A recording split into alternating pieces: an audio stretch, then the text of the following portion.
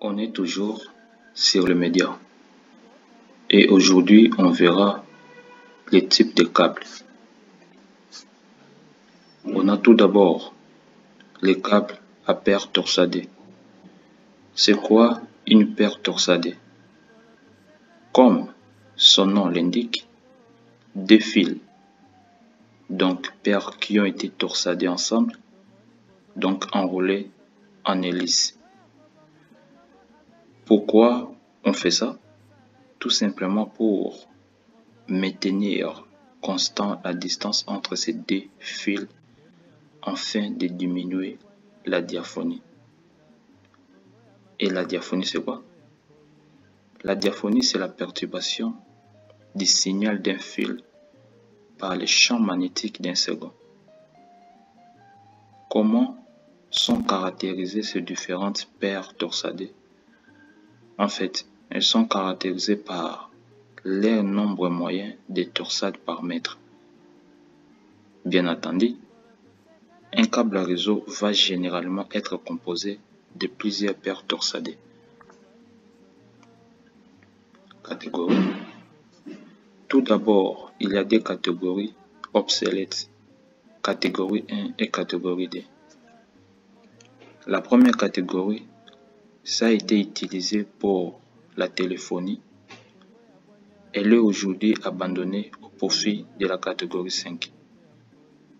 La catégorie 2, elle était anciennement utilisée surtout pour les token ring. Elle est faible débit 4 mégabits par seconde avec une bande passante de 2 MHz.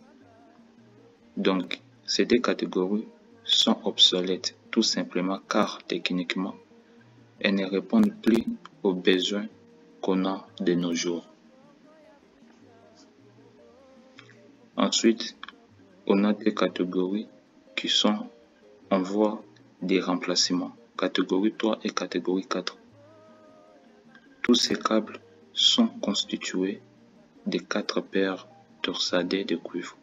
Donc, la catégorie 3, elle a une bande passante de 16 MHz. Il a été utilisé principalement pour la téléphonie et il est aussi progressivement remplacé par la catégorie 5. Il n'est pas totalement obsolète aujourd'hui. Ensuite, la catégorie 4, c'est une catégorie qui est non décrite dans la norme actuelle. Il est généralement utilisé pour des réseaux token ring. Donc, les catégories actuelles, on a la catégorie 5 qui a donné naissance à la catégorie 5E. Donc, la catégorie 5 a une bande passante de 100 MHz. Elle est utilisée pour la téléphonie et du réseau. Elle est remplacée par la catégorie 5E, qui est plus fiable. Donc 5E, sa bande passante 125 MHz au lieu de 100 MHz.